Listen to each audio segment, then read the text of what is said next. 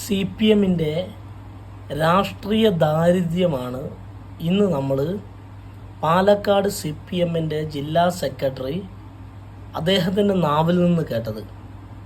ഒരടിസ്ഥാനവുമില്ലാത്ത ഒരു ആരോപണം വടകര MP ഷാഫി പറമ്പിലിൻ്റെ പേരിൽ അദ്ദേഹം ഉന്നയിക്കുമ്പോൾ ആ ആരോപണത്തിന് ഒരടിസ്ഥാനവുമില്ല എന്ന് കേരളത്തിലെ ആ ആരോപണം കേൾക്കുന്ന മുഴുവൻ ആളുകൾക്കും അറിയാം.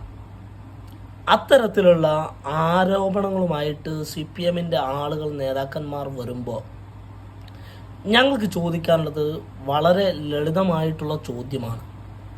കഴിഞ്ഞ 10 വർഷക്കാലത്തോളമായി ഈ കേരളം ഭരിക്കുന്നത് CPM ആണ്.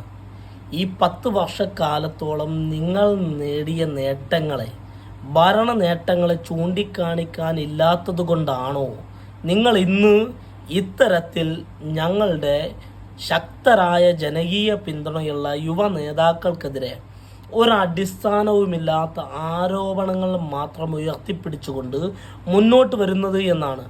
ഇന്ന് നിങ്ങൾ ഇത്തരം ആരോപണങ്ങൾ ഉന്നയിക്കുമ്പോൾ നാളുകൾ ഇതിൽ പ്രതിരോധം തീർക്കാൻ വേണ്ടി കഴിഞ്ഞ ദിവസം വടകരയിൽ നിങ്ങൾ ഷാഫി പറമ്പിൽ എന്ന് പറയുന്ന MP-യെ ഒരു 10-20 DYFI പ്രവർത്തകർ ചേർന്ന് അദ്ദേഹത്തിൻ്റെ വാഹനം തടഞ്ഞപ്പോൾ കേരളത്തിലെ മഞ്ചേശ്വരം മുതൽ തിരുവനന്തപുരത്തെ പാറശാല വരെയുള്ള സ്ഥലങ്ങളിൽ ഏത് തരത്തിലാണ് പ്രതിഷേധം നടന്നത് എന്ന് കേരളത്തിലെ മുഴുവൻ ജനതയും കണ്ടതാണ്.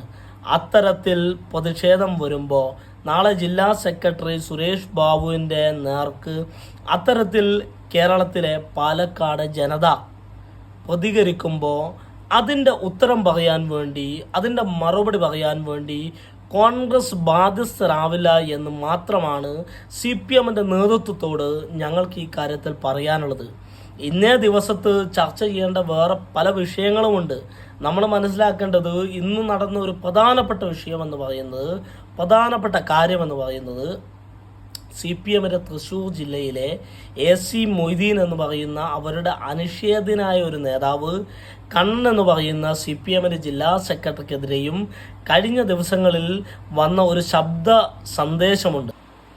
അവർ പല അഴിമതികളിൽ നിന്നും അതുപോലെ പിരിവിൽ നിന്നും അനധികൃതമായിട്ടുണ്ടാക്കിയ സമ്പാദ്യത്തെക്കുറിച്ച്, ആ സമ്പാദ്യം എങ്ങനെയാണ് ഉണ്ടാക്കിയത് എന്ന്, എങ്ങനെയാണ് CPM നേതാക്കന്മാർക്ക് വീതിച്ച് കിട്ടുന്നത് എന്ന് വളരെ കൃത്യമായിട്ട് CPMൻ്റെ പോഷക സംഘടനയായിട്ടുള്ള DYFIയുടെ ജില്ലാ സെക്രട്ടറി വന്നിട്ട് പറയുകയാണ്. അതും പറയുന്നത് തൃശ്ശൂരിലെ തന്നെ ഒരു ലോക്കൽ കമ്മിറ്റിയിലെ CPMൻ്റെ ഒരു നേതാവിനോടാണ് പറയുന്നത്.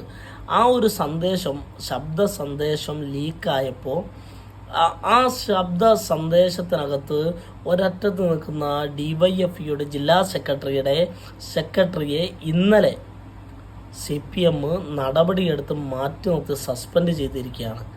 ആ വിഷയമടക്കം നിൽക്കുമ്പോഴാണ് ഇത് വിഷയം മാറ്റാൻ വേണ്ടി ഇത്തരമൊരു വിഷയം ഉന്നയിച്ചുകൊണ്ട് CPM മുന്നോട്ട് വരുന്നത്.